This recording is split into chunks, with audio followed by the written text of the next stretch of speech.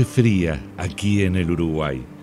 Pero donde están Gabriel y Maricruz, donde están los habitantes, las habitantes de ese mundo duro y a la vez mágico del Cabo Polonio, siempre vamos a encontrar calorcitos. Calorcitos de gente que se junta, que charla, que comparte solidariamente la vida, que construye nuevos puentes para apoyarse mutuamente. Hoy, aquí en Radio La Zurda, vamos a tener nuevamente el privilegio de compartir una de esas instancias que tienen las mujeres como protagonistas, reflexionando, pensando, debatiendo. Nos vamos al Cabo Polonio, nos vamos a la segunda parte de un conversatorio que 7 días atrás comenzamos a compartir. Gabriel, bienvenido. Buenas noches a todos los oyentes, a Jorge Daniel Díaz. Muchas gracias por este espacio en Radio La Zurda. Vamos a escuchar a continuación la segunda parte del primer conversatorio realizado en Cabo Polonio por el colectivo de mujeres de Cabo Polonio, donde Gabriela Pérez Pérez, una compañera teatrera, gestora cultural, hasta hace poco de la Sala 25 de Mayo de Rocha, ella nos plantea los distintos tipos de feminismos y en esta segunda parte van a poder escuchar las devoluciones que hacen los oyentes de ese conversatorio, las oyentes de ese conversatorio, a la compañera Gabriela. Y bueno, muchísimas gracias por darnos la oportunidad de transmitir este momento a toda la audiencia de Radio La Zurda. Gracias, Jorge. Gracias, compis.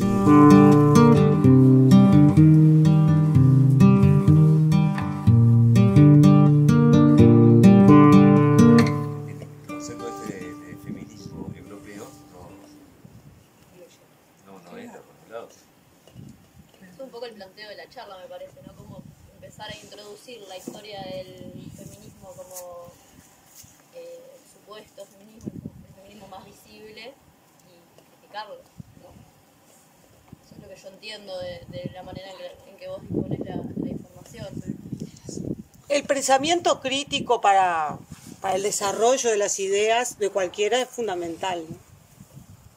No quiere decir que no haya vindicaciones o reivindicaciones que, por supuesto, todos suman, todos los feminismos suman. Pero bueno, es importante también ver desde dónde está la lucha y desde qué lugar. Ella no planteó, vos no planteaste ninguna posición personal tuya, no, a mí la forma en la que ella dispone la información me da como esa sensación. Primero como plantearlo como la historia oficial, como vos decías, que es una historia europeocéntrica, y bueno, después ver como que ese feminismo no alcanza a cubrir las luchas, las problemáticas de las diversas mujeres de las diversas partes del mundo. Sí, de alguna manera yo entiendo. En España, por ejemplo, feministas islámicas planteando, feministas liberales, europeas, españolas, enojadas con las feministas o con las musulmanas por usar hijab, ¿no? O sea, considerando Siri. A mí me incomoda un poco, ¿sabes? Porque yo lo que yo conozco de lo radfem no me gusta, por ejemplo. El feminismo radical. Yo conozco cosas del feminismo radical que no me gustan nada. Yo creo que lo más... bueno, sí, perdón. No, por favor. Dale. No, seguí.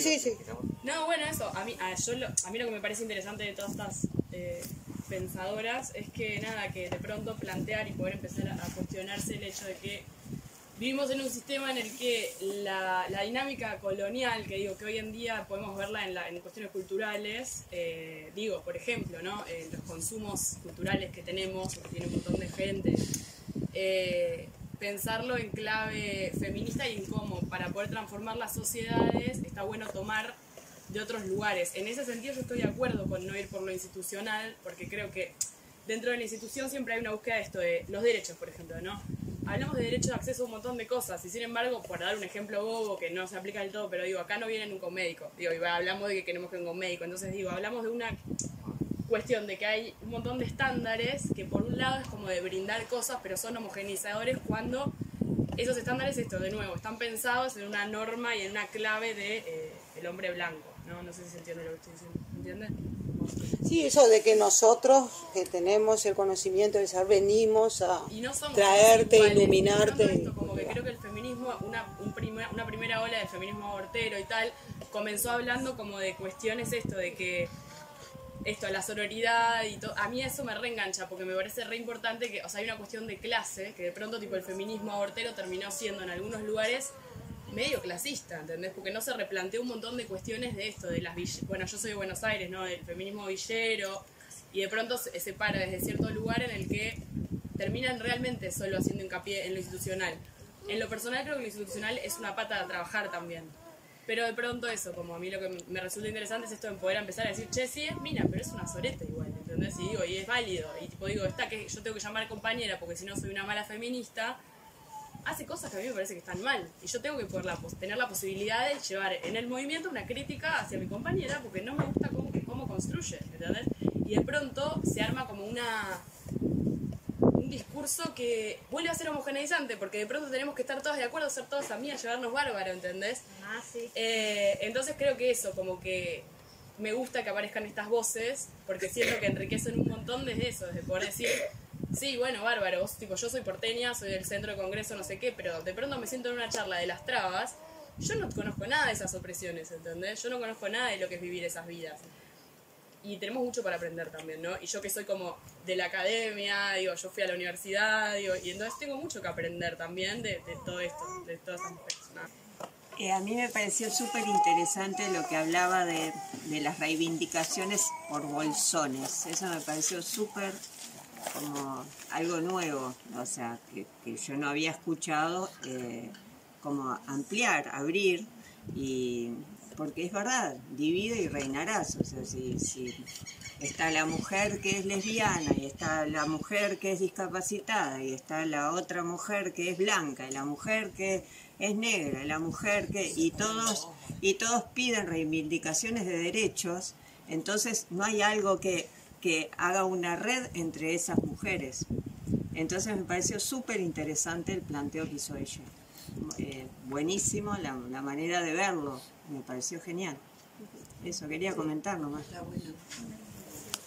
Hay una Laura Carnal se llama, es una... ¿La que dijo eso? No es ella, es otra, hablando de esto que tú decías de la diversidad de necesidades y la capacidad de ver, ¿no?, cuando conectan una necesidad con la otra y decir, bueno, pero esto que tú te pasa, a mí no me pasa, pero me pasa esto que viene del mismo origen, claro. y esto que a ti te pasa, y en vez de no esto, de separar las ideas, empezar a entender que lo que es tocar, en qué nos tocamos, en qué estamos de acuerdo, cuáles son las cosas que generan el mayor bienestar para la mayor cantidad, claro. Y desde ahí no buscar el camino. Laura Carnal se llama, una pensadora filósofa de Guatemala, y ella plantea el feminismo comunitario como opción. Ella vive en un territorio indígena, ¿no? Está con sus compañeros y compañeras trabajando en este tema, y hablan del feminismo o la hermandad entre las personas como un tejido, ¿no? Ellos plantean, ¿no?, la visión tan interesante, tan cosmogónica del tejido, porque bueno, es lo que trabajan con sus manos y lo que pueden entender. Ellas planteaban, por ejemplo, que iban a una, ¿no?, esto de alguna actividad de feministas más académicas, o bueno, más llevadas, más de por ahí urbanas, podríamos decir, no es la palabra. Y claro, no podían a veces ni pronunciar la palabra patriarcado,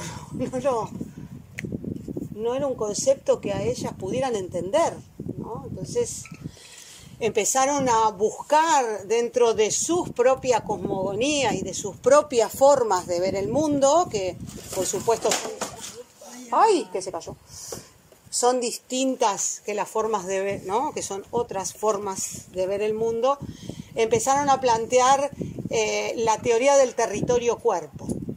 Porque hay que tener en cuenta, por ejemplo, que para los aymaras o para la gran mayoría de los pueblos originarios, nosotros somos parte de, el territorio, la tierra, y el territorio cuerpo está dentro de lo mismo, es parte de lo mismo. Y que esta opresión o colonización que se realizó sobre el territorio tierra también estuvo en el territorio cuerpo de las mujeres. Entonces ellas plantean esta visión del feminismo comunitario como una red, un tejido de mutuas necesidades y saberes para compartir, ¿no? Que nos permitan recuperar el territorio cuerpo, que es este y este, ¿no? Porque, bueno, tengamos en cuenta eso, ¿no? El originario no tiene el dualismo cartesiano, este famoso de que pienso luego existo, o la mente por acá, ¿no? Y la práctica por acá, lo espiritual, y está separado, ¿no? En el pensamiento occidental está separado el espíritu de lo práctico. No es el caso en el originario, que está todo dentro de del mismo universo. Nosotros somos parte de. Entonces ellas plantean esto del territorio cuerpo y la recuperación del territorio cuerpo porque consideran, como dicen las indígenas de Chiapas, en ellos ya están muy hermanadas en ese sentido, que esta es una civilización de muerte, que nadie se olvide, que esta es una civilización de muerte que va a nuestra destrucción y a la destrucción del planeta. Que eso no hay que dejar de pensarlo. Entonces, que la opción es recuperarse, si queremos sobrevivir, o recuperar el territorio cuerpo. Como idea es muy interesante, es mucho más amplio, no las quiero atosigar, pero bueno, las dejo ahí con... Me parece mucho más sabio eso, ¿no? Porque vuelvo a... ¿no? El lugar es la gente y la gente hace el lugar. O sea, somos uno con la tierra, más allá, ¿no? O sea, nosotros vivimos de una manera porque estamos acá, aquello porque están allá. Y poder reconocer que los temas que nos involucran a todos que vivimos sobre esta tierra, eso, son muy diversos, pero de alguna manera también eso, volvemos a ese tejido, ¿no? A cada uno en el lugar que le toca, por lo que ha recibido culturalmente, o por la colonia, o por esto, por lo otro. Entonces, yo también quise venir a escuchar esta charla porque yo también no estoy de acuerdo, o sea, ni con el feminismo ni con el machismo. O sea, con lo que estoy de acuerdo es que vinimos a esta tierra con un cuerpo y con dones y cosas para trabajar. Entonces, las mujeres tenemos nuestros dones, los hombres tienen sus dones. Feminismo, o sea, lo femenino y lo masculino está dentro de cada uno, dentro del hombre y dentro de la mujer. Entonces, que me parece muy sabio eso de recuperar nuestro territorio cuerpo para poder estar bien con todo el territorio que nos rodea, y me parece que es algo que va, eso es la raíz, algo que va mucho más allá y mucho más profundo de lo que es ser hombre y ser mujer. Pero sí es bueno que tengamos una comprensión clara de lo que es el ser femenino y el ser masculino, que se complementan y trabajan a favor de la vida, de la continuidad de la vida. Sí. Algo así es lo que siento yo. La compañera Rosina quería... perdón, Gaby. No, yo lo que siento es como un poco como capaz como que cuando nos ponemos a hablar de feminismo parece que estamos en contra de los hombres, ¿no? Y ser feminista no es estar en contra de los hombres. Ser feminista es luchar contra un sistema de dominación que nos vienen metiendo la pata arriba desde hace miles de años, hablando, o sea, decidiendo sobre nuestros cuerpos, ¿no? Hasta en África, como todos sabemos, sobre el clítoris de las mujeres y tantas otras cosas.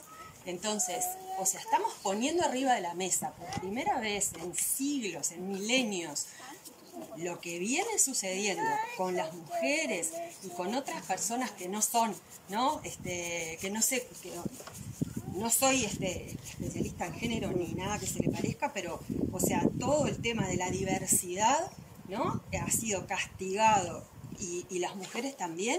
Y hablamos de feminismo y los hombres nos dicen que estamos en contra de ellos y que no queremos a los hombres. Sí. Es una cosa que Bueno, pues falta de información. me pone como muy mal. Porque... Pero convengamos que también ahora, siglo XX, hay muchos tipos de feminismo. En este caso, esta charla no es contra los... Por eso, o sea, no estamos hablando contra los hombres. Los mismos hombres han explicado la palabra como que es una mierda. Y feminismo no es mala palabra. Yo estoy de acuerdo con lo que, por ejemplo, dijo Ale. Déjame terminar de hablar.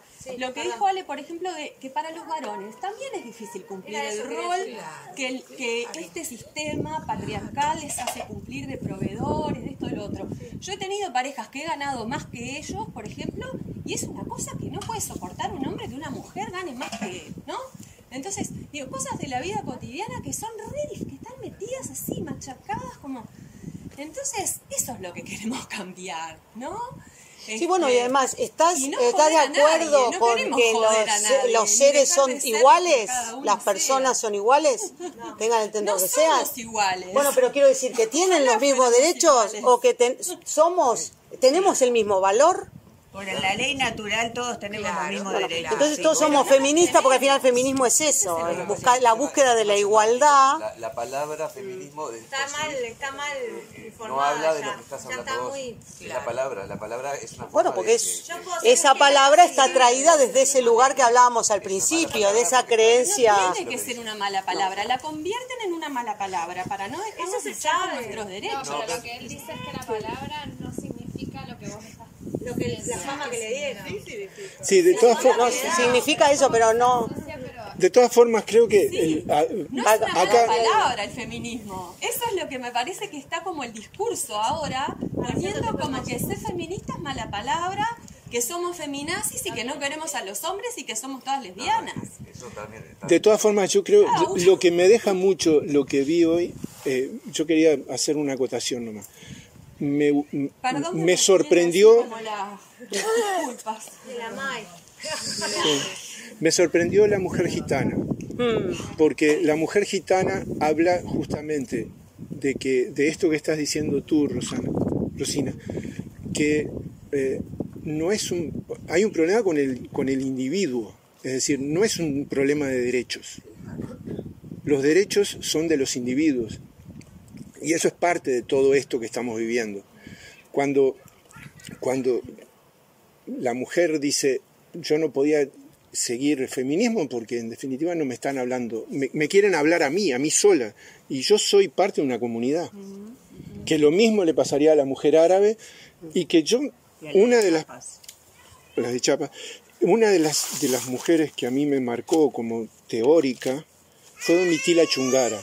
Domitila Chungara es la mujer de un minero boliviano que teóricamente hizo un análisis no desde una comunidad indígena, fue más allá, hizo un análisis de la sociedad capitalista en su conjunto y dijo que el salario del hombre en realidad estaba financiando la reproducción de la familia. Hoy en día no hay ningún movimiento feminista que yo conozca, ni machista, ni de izquierda, ni de derecha, ni de nada, que hable de el producto bruto de una nación, cuánto de ese producto bruto está siendo aportado por la parte femenina de la sociedad, que no necesariamente es la mujer solamente, porque el hombre también realiza un montón de actos para reproducir la sociedad que no están siendo remunerados y ni siquiera están siendo contabilizados. Abrimos las puertas cuando viene un inversor desde el exterior a tirarnos monedas, cuando los pueblos están han generado la riqueza de los lugares y nunca esa riqueza ha sido reconocida por las clases dirigentes. Y cuando hablo de la parte femenina de la nación, hablo de eso, de la parte ignorada, que no necesariamente son los hombres o las mujeres, somos todos. Los únicos que son, cuando se habla de patriarcado, es el emergente masculino, que muchas veces ni siquiera son hombres. Margaret Thatcher era una mujer.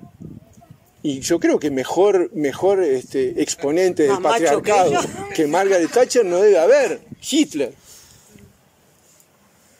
Entonces, digo, eso era lo que el aporte de lo que vi que me resultó así conmovedor. La gitana y Domitila Chungara que me vino a la cabeza con ella. Sí, había unas pintadas en Buenos Aires en un momento que parecieron que era eso no es amor, es trabajo no pago. Y empezaron a haber un montón de planteos sobre todo lo que es el trabajo no remunerado que realizan o las mujeres o los hombres que realizan tareas de cuidado, tipo esto. O muchas veces tipo, bueno, nada, no importa, pero esto, como la idea del trabajo no remunerado, que es todo este trabajo que en un momento, por eso hay alguna gente que dice que hay una ola de feminismo que no sirvió porque de pronto la mujer queda cargada con tanto las tareas domésticas como tener que ir a laburar, pero de pronto el hombre nunca absorbe. Son todas estas generalizaciones que después podemos decir, no, porque yo tengo un amigo, no, porque yo mi pareja, ¿entendés? Digo, el feminismo, hablar de feminismo, que yo no me voy a meter en el episteme de que, digo, la cosa esta de las raíces de las palabras, todo eso, bárbaro, pero no me cuela mucho. Digo, dentro del feminismo aparecen estas de que, bueno, no, yo no tanto, no, bueno, pero yo, bueno, pero podemos hablar de ciertas generalidades en las cuales los sistemas se han sostenido históricamente por mujeres que porque digo, una vez en una reunión nuestra incluso hasta salió el tema de que las mujeres de Polonia eran mujeres fuertes. Y yo no sé si fui yo o alguien que dijo, sí, bueno, pero estas mujeres fuertes lo son porque no hay un sostén también, o sea, porque no les queda otra que ser fuertes. Digo, hay algo de eso, de como de... Climáticamente también, por muchas cosas. Sí, pero se habló como de la cuestión de esto, de que acá las mujeres, ¿cómo fue? ¿Alguien se acuerda para completar? Se dijo como ¿Y de dónde salió eso? ¿Cómo es la frase? ¿La puedo repetir? No sé la frase, el concepto es que acá, si analizabas el feminismo desde un grupo urbano al grupo de Cabo Polonio y analizar a las mujeres de Cabo Polonio, son mujeres que tienen una vida fuertísima y que no han precisado, o si tuvieron un hombre al lado, a veces no significó que fuera ni el mismo apoyo para que haya es un tipo de feminismo que hay acá, entonces. No, hablando de feminismo. Estoy hablando de la realidad, no del feminismo. Ok. Pero yo estoy hablando de la relación con eso. ¿Pero por qué? O sea, estamos. Eso yo lo que yo acoté. Estamos viendo, dije, cuando empecemos a charlar también ¿dónde estamos parados? Claro, y entonces yo ahí lo que yo te refiero. No lo dije por nosotros los que vinimos, sino por las historias de acá, claro, exacto. Obvio, sí, en eso lo que yo acoté fue, bueno, sí, pero ¿a costa de qué fue eso, no? ¿Qué es esto de eso? No es amor, es trabajo, no pago. Bueno, de pronto la mujer queda cargada, o como dice Gabriel, los hombres que realizan ciertas tareas, quedan cargadas un montón de cosas y no hay ni un sistema que se haya planteado para sostener. Digo, recién ahora con estos grupos, con lo que decías del MIDES, que digo, de pronto empiezan a aparecer, pero no existe, en la sociedad, no sé qué. Y yo creo que también incluso acá podríamos decir que hay cosas que digo, que cuando es la primera vez que nos juntamos, ¿entendés? Como digo, que puede estar la Coca tipo, ahí con tres, ¿entendés? Entonces una puede al menos escuchar la charla. Digo, esas herramientas de organización colectivas para sostener las maternidades y las actividades de cuidado de la gente mayor, etcétera, es relativamente nuevo, ¿no? Como tratar de colectivizarlo y por hablar de, no sé, ¿se entendió algo de lo que dije o no? Sí. ¿Vos te entendiste? Pero a ver si entendí. Vos tú dices esta cuestión de la colaboración nuevo, no es nuevo, ¿no? O sea, le pusimos como un concepto ahora, pero es nuestro de toda la existencia del ser humano, ¿no? La humanidad es humanidad. Que capaz que hubiera estado bueno, ¿entendés? O sea, no es por quitarles mérito, pero digo, hay como algo de... Capaz de lo que vos querés decir es que a veces está asociado a la fortaleza algo como bastante masculino, como el aguantar y el... Lo que es el invierno. decir que las mujeres que laburaron, salieron a pescar, criaron a los hijos, no sé qué, no sé cuánto, son mujeres fuertes, pero porque no tuvieron un marido. Un marido que la ayudaron a criar a los Perdón, hijos. yo no entiendo nada si hablan tres personas a la vez. Disculpen, pero la verdad que no se escucha ni a una, ni a la otra, ni a la tercera. Vamos a seguir. Si no se ordenan. Después hay una cuestión interesante y un concepto interesante que usa Karina Ochoa, que es la feminización del hombre, ¿no? Como hombre sudamericano, en este caso, que tiene que proveer y no provee, porque ella tiene que trabajar, porque si no, que tiene que ser, ¿no? Que tiene que tener ganas, que no tiene que llorar, que no tiene que sentir nada, ¿no? Toda esta cosa de este hombre también aprisionado y feminizado, por un lado diciéndole cuáles son las labores masculinas, y por el otro lado con una sociedad planteando esas labores vos no las vas a cumplir. No estás a la altura, ¿entendés lo que quiero decir? ¿Por qué hombre feminizado? Feminizado en el sentido de que... Feminizado en el sentido occidental, ¿no? De sacarlo de ese lugar del proveedor, porque no es el proveedor. En una sociedad como las nuestras es muy difícil que una persona sola que trabaje, el hombre solo trabaje y pueda ser el proveedor.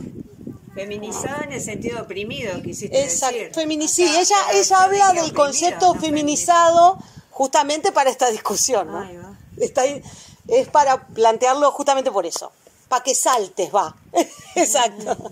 ¿No? Esta cosa que es interesante plantear, de hecho plantean en muchos casos esta teoría como que mucho de la violencia de género que ha recrudecido también en estos momentos tiene que ver con esa frustración masculina ante no poder cumplir con los estándares de sus propios masculinos, ¿no? Blancos y occidentales.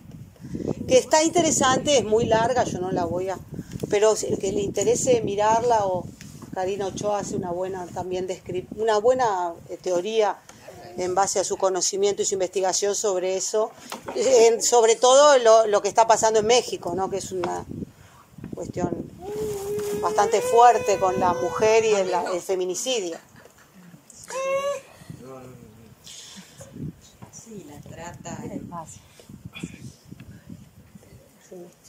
Hay otras, bueno, estaba Silvia, yo le mostraba a Maricruz, a Silvia Rivera Cusicanqui, que es una pensadora aymara, que habla de un concepto precioso que tiene, que es la cultura cheje. No estoy pronunciando bien porque no soy aymara, pero es como una cosa así, cheje, que es un tipo de tejido también. Hay mucho en la cosmogonía, ¿no? en el pensamiento originario que tiene que ver con los tejidos, ¿no?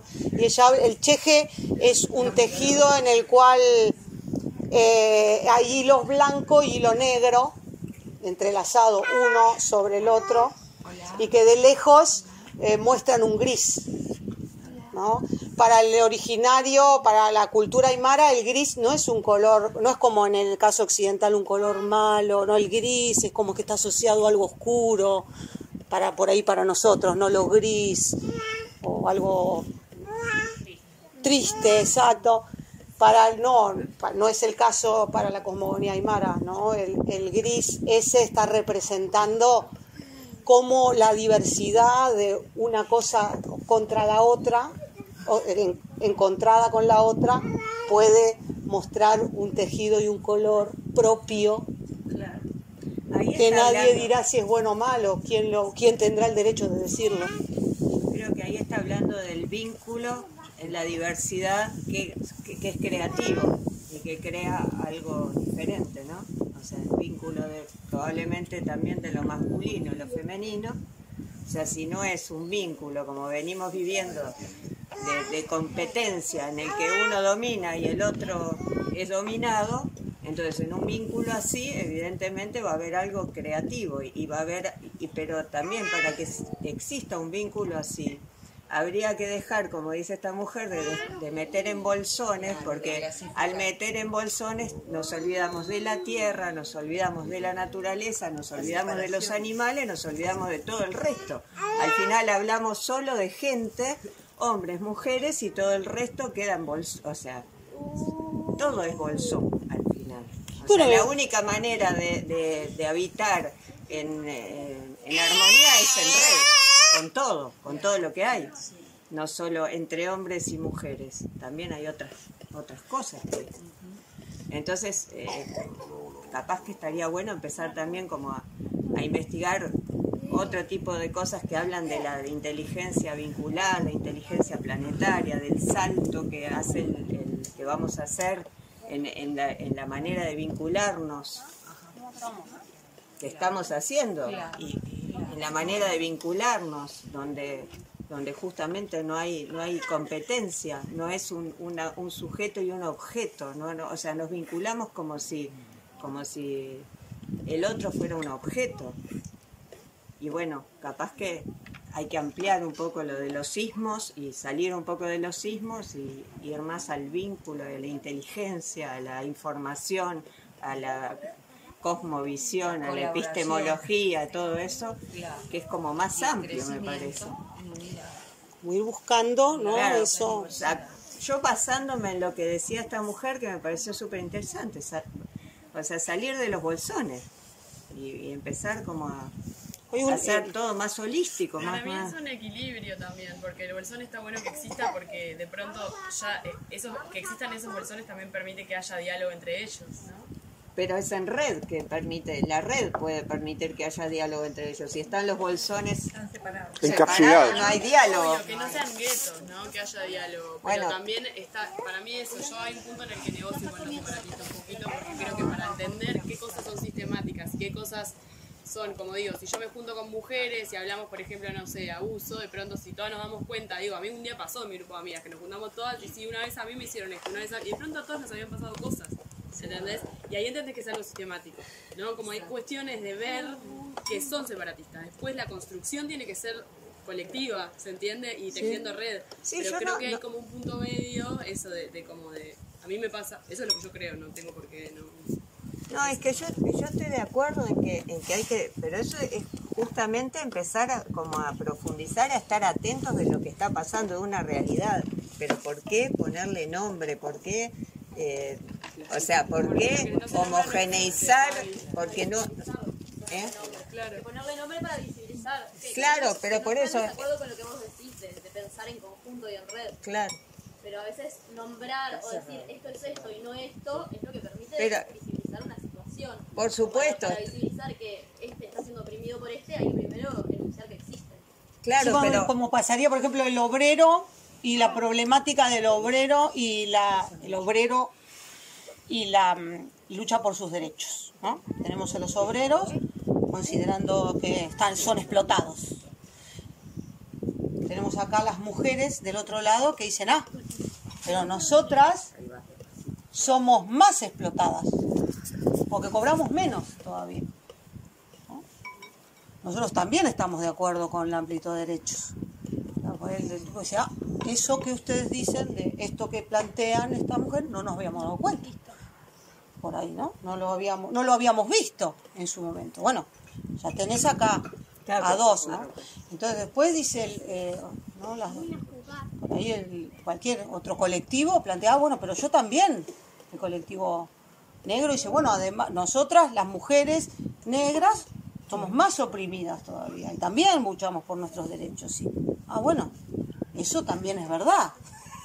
Plantea, ¿no? Entonces, acá también tenemos una unión, ¿no? Entre distintos, como decías, distintas reflexiones que hacen distintos grupos, porque bueno, naturalmente por ahí te mueves en tu ambiente, entonces primero tú planteas cosas dentro de tu ambiente y luego las sacas y buscas esto que planteamos, que es, bueno, ¿qué nos une? ¿En qué luchas nos están uniendo para construir este nuevo tejido, ¿no? ¿Y desde dónde? ¿A dónde habrá que ir? ¿Desde dónde habrá que pensarlo? Está interesante, ¿no? Enrique Dussel dice que parte mucho más atrás que Jobs, por ejemplo, él habla de Jobs, ¿no? Como esta teoría del poder y la dominación, ¿no? Poder es un ente dominador que baja la línea de lo que hay que hacer y bueno, el otro tiene que obedecer y estar de acuerdo. Y Dussel dice, pero nosotros, por ejemplo, en nuestros pueblos originarios, el concepto de poder no es el mismo, porque ejercen otro tipo de poder, ¿no? Como Chiapas decía la otra vez, ustedes mandan mandando, nosotros mandamos obedeciendo. No sé si les suena mi autoridad emana de vosotros y ella cesa esta historia, ¿no? Esto es muy indígena porque el poder, Evo Morales es otro que lo plantea, pero porque es un concepto cosmogónico, una forma de ver el poder desde otra civilización en la cual el poder es obediencial, como estoy hoy, obediencial. No, quiere decir que manda obedeciendo, escuchando. Y es de otra manera, es circular y no vertical. O sea, entre todos en círculo tomamos las decisiones. En un círculo cualquiera puede tomar cualquier lugar. Estás acá, mañana estás acá, mañana estás allá. Todos a la misma distancia del centro, en equilibrio. Entonces ahí se toman las decisiones de esa manera y de esa manera todos las acordamos, las tratamos y las llevamos adelante. Es una manera muy distinta de que a vos te venga un lineazo de arriba, ¿entendés? Y los de abajo aceptan ese. Y si no aceptan, 3 o palo. 4 mandan al lineazo y los de abajo aceptan. Eso, de una manera muy distinta como se manejaban ancestralmente en estos pueblos. Sería lo mismo, ¿entendés? Lo que pasa es que también, de alguna manera, Calibán y la bruja es muy interesante para ver esa historia del... Bueno, justamente ella habla de... Ella hizo toda una investigación sobre el medioevo y sobre todos los cambios producidos ahí para generar el origen del capitalismo. La acumulación original. Sí, la acumulación de capital. Y hablan de esto. Hay también un informe precioso que se llama Iberia Queer Iberia, que es una investigación que realizaron dos, creo que es antropólogo y sociólogo, sociólogas, creo que no me acuerdo, que habla sobre la libertad sexual que existía en la Iberia del siglo XI y del siglo II. Previa a la conquista de Al-Ándalus, por ejemplo, y a la cristianización, ¿no? de España y de Europa en general. Que está muy interesante porque vos decías ahí, bueno, mirá qué loco, mirá cómo vivían en el 10 y nosotros nos creemos muy evolucionados. Es muy interesante si les interesa poderlo ver. Bueno, y en realidad la idea era esa, plantear algunos conceptos distintos, no solamente sobre el feminismo que todas hemos escuchado o que la mayoría conocemos, sino ver que hay otras corrientes. También a mí me dio una gran visión y amplitud feministas musulmanas defendiendo su hijab como parte de su cultura y que no tiene que venir nadie a decirle si lo tienen que usar o no y si es un sistema de opresión o no. Saber respetar, dejar de ser tan occidental y dejar respetar y entender un poco y escuchar las culturas que a veces ellas, por ejemplo, plantean cosas como, bueno, mi cuerpo es de mi comunidad, pero el cuerpo de mi compañero es de mi comunidad también. No estamos hablando de que no haya en el Islam patriarcado, ellas están en su lucha también, como están las feministas de Chiapas en su lucha. Porque antes de la conquista, hablas de Guatemala, porque antes de la conquista ya había vestigios de esa opresión masculina. Por ahí de otra forma o más pequeña, no como el sistema que vino a plantarse, pero existía. Entonces, saber ver que hay otras formas, que otros pueden verlo desde otro lugar y que esa visión también es interesante, esa cosa del mi cuerpo pertenece a mi comunidad y el de mi compañero también. Y bueno, y desde dónde construimos felicidad, bienestar, sería, con nuestra forma de verlo, que no crean que es la incorrecta, ¿no? Que no hay una forma correcta. Y nada, y que ojalá que encontremos, ¿no? Un camino que nos permita pasar a otra era, ¿no? Dejar la modernidad o la posmodernidad o la transmodernidad, que es lo que se llama ahora, que es esta visión de patear el tablero y ver desde dónde empezamos de nuevo. Ojalá. Lo pasamos, ¿no? Yo lo que estoy percibiendo, viendo y sintiendo así en el relacionarme con distintos tipos de gente y de distintos tipos de edades, es que como hombres y mujeres nos estamos replanteando nuestro relacionamiento y abriendo a aceptar la diversidad, hombre con hombre, mujeres con mujeres, y a dos, y a tres. Los chicos ya no saben todavía, no saben cómo nombrar su relacionamiento. De antes decías novio, bueno, amigo con derecho a, bueno, es mi amigo. O sea, siento que es un momento en el cual estamos redefiniendo nuestras relaciones en ese hombre-mujer, ¿no? Sí, abriéndose a que, bueno, ¿a qué jugamos? Su pacto y su acuerdo. Y cada uno es libre. Parejo, trío, cuarteto, lo que tú quieras. Lo importante es eso, el ser sincero y llegar a un acuerdo. Y bueno, cuando no, y poder de eso. No es sobre la marcha, aprendiendo y viendo. Está todo muy... Y yo estaba durmiendo. ¿Vos querías hacer algo porque era de noche? Yo siento eso, es un momento de cambio, de transformación también en cuanto al concepto de lo que es el amor y la paz. Y es raro que alguien durmiendo agachado otro lío, ¿no? Bueno, si quieren, si les parece, les muestro a Ochi Uriel 10 minutitos de una pensadora afro latina, para que me parece que está interesante para que ampliar un poco más. Casu, mirá, un video. Así que...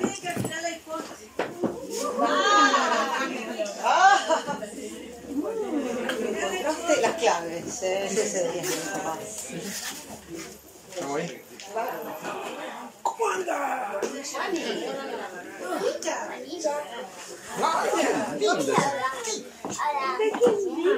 ¿Estamos?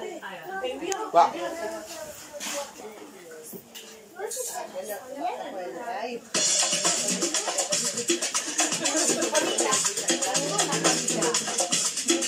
Ochi Uriel es una activista del feminismo latinoamericano y caribeño, impulsora del movimiento de mujeres afro-latinoamericanas y afrocaribeñas. Ha publicado numerosos artículos sobre racismo, feminismo crítico, lesbianismo feminista y feminismo decolonial.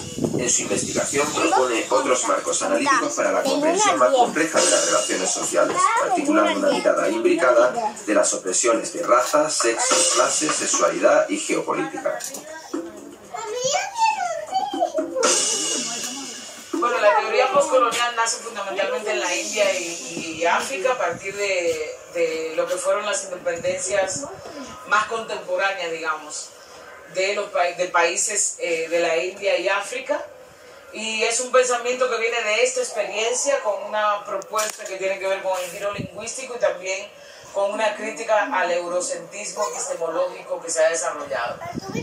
La propuesta decolonial nace con una relectura de la historia, de lo que pasó en América Latina y el Caribe a partir de 1492, en el sentido de considerar la modernidad occidental como producto del capitalismo que se instaló, digamos, en esta época, pero también considerando que el colonialismo fue lo central para producir la modernidad occidental.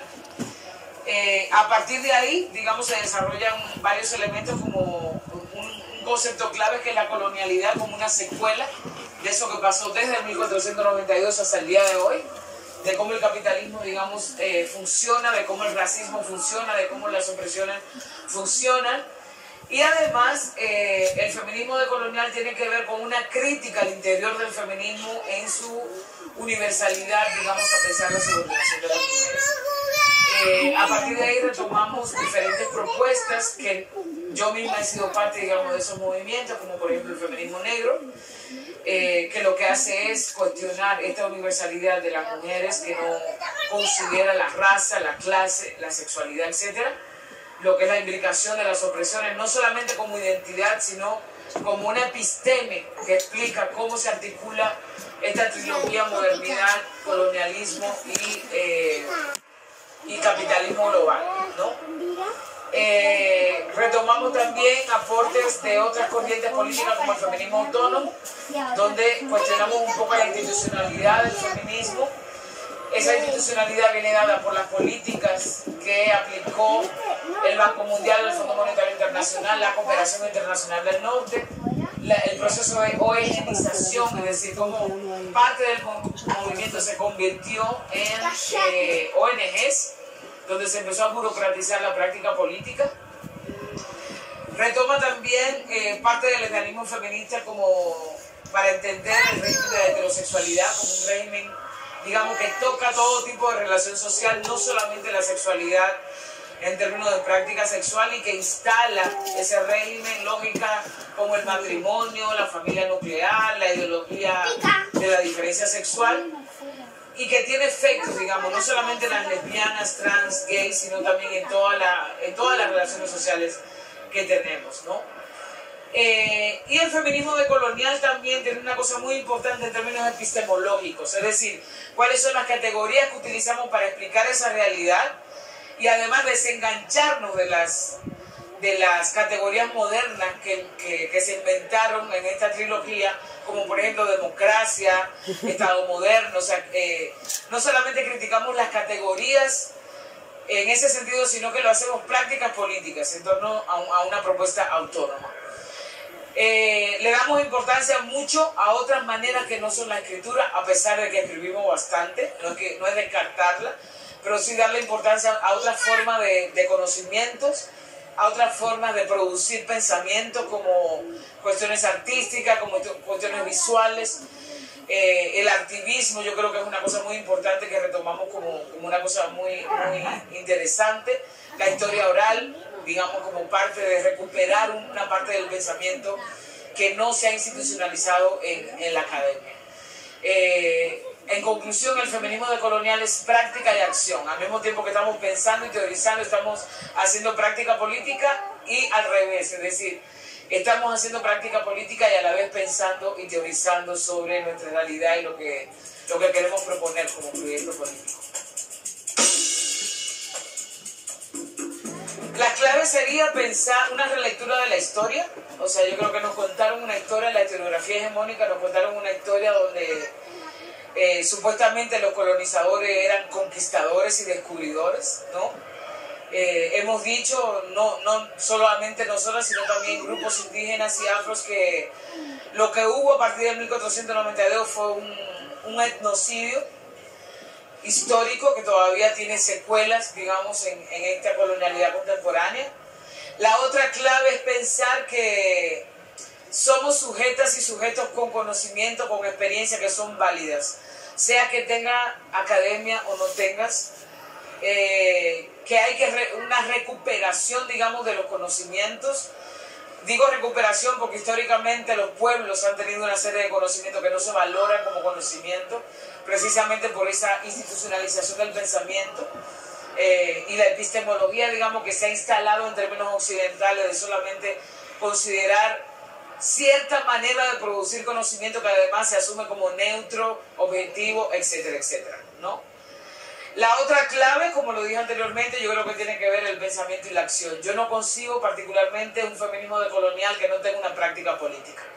Y últimamente yo creo que lo decolonial y el feminismo decolonial, hay sectores, digamos, que lo han institucionalizado desde la academia, y yo creo que un feminismo decolonial necesariamente tiene que hacer una práctica política colectiva, y que tiene que ser parte de un movimiento social articulado a muchos movimientos al mismo tiempo.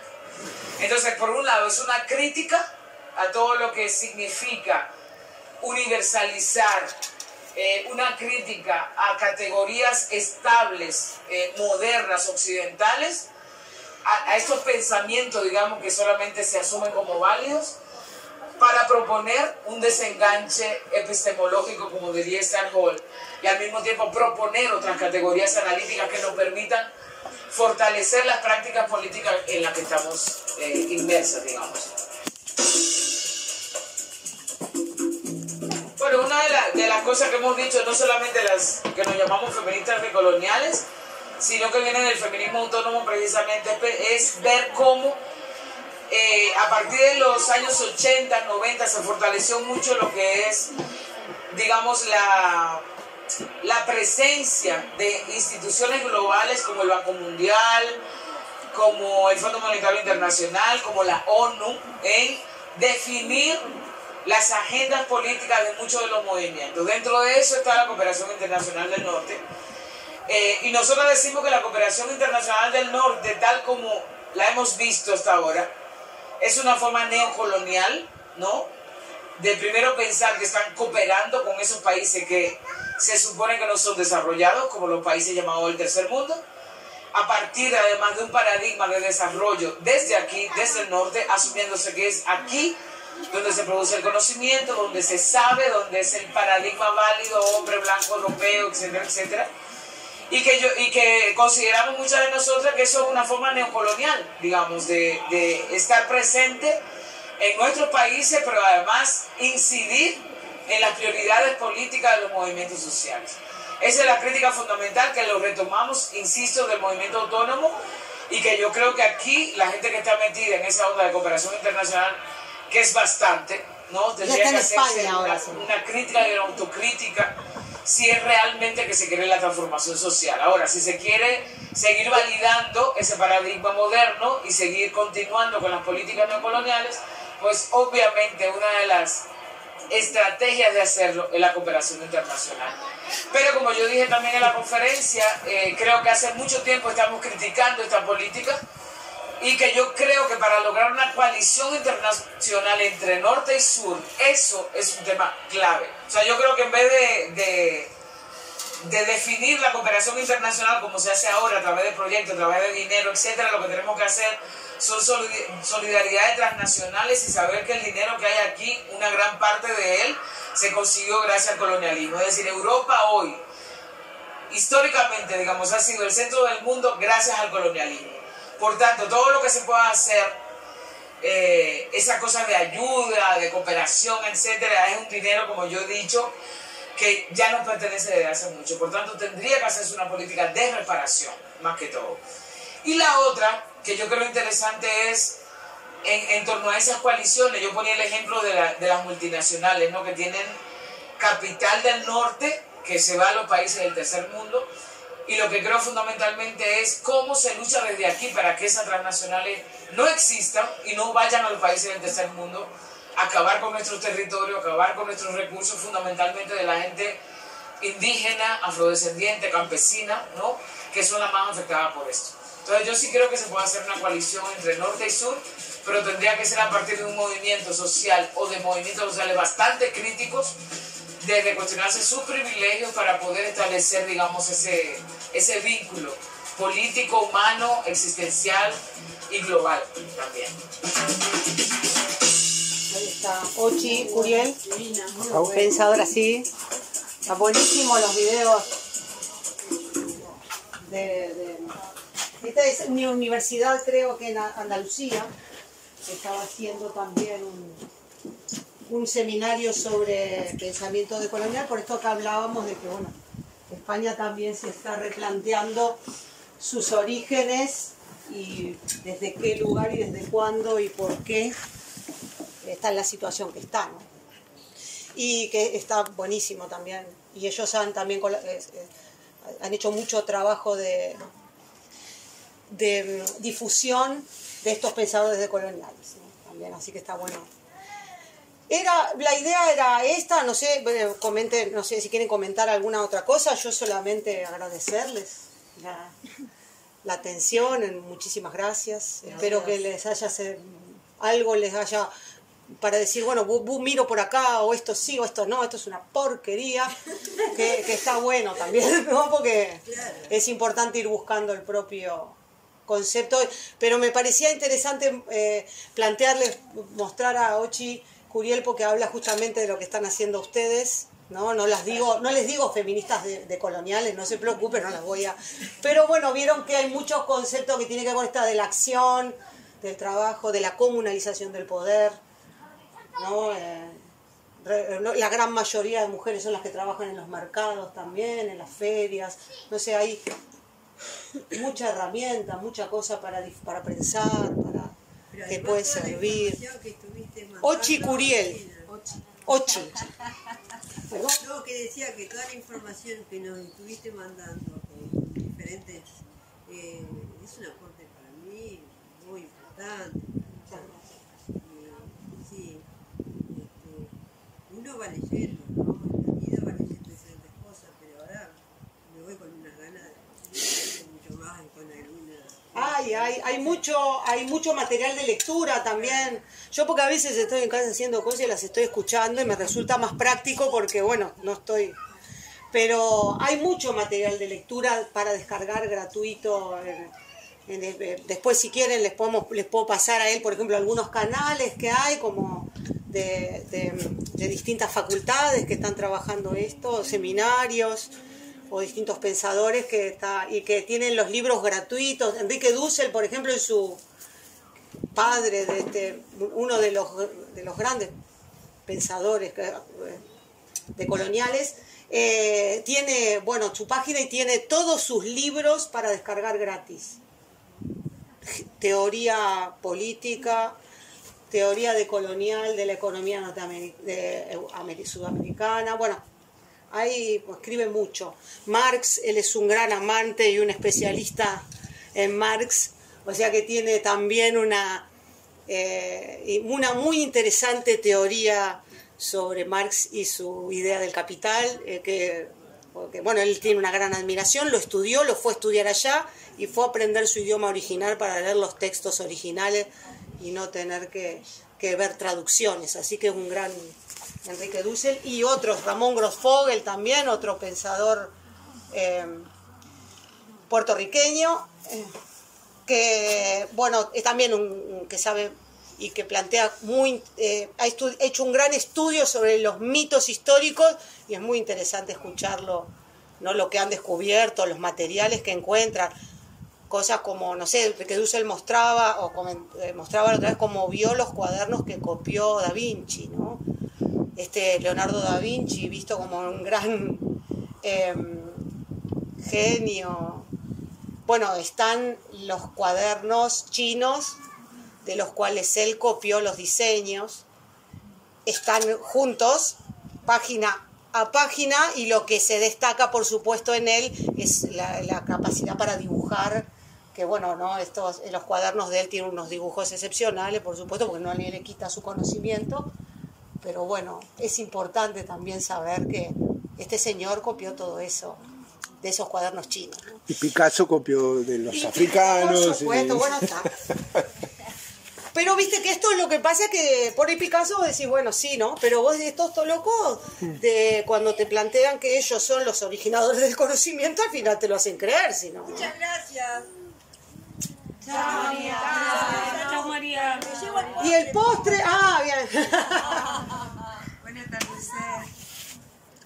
Bueno, muchísimas gracias, Gabriela. Gracias a usted.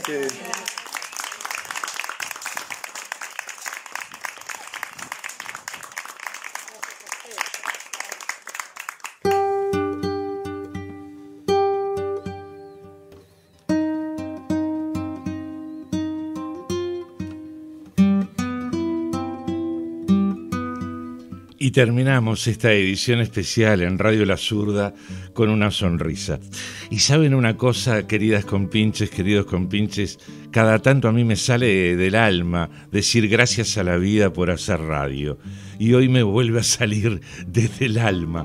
Gracias a la vida por poder transmitir estos momentos desordenados, pero llenos de vida, llenos de colores y múltiples sonidos que hacen a ese mundo del Cabo Polonio que tenemos el privilegio de compartir, gracias a Maricruz Díaz y Gabriel Valente. Gracias a las vecinas y vecinos del Cabo Polonio por abrir su mundo para compartirlo aquí en Radio La Zurda. Hasta el próximo conversatorio, ¿sí?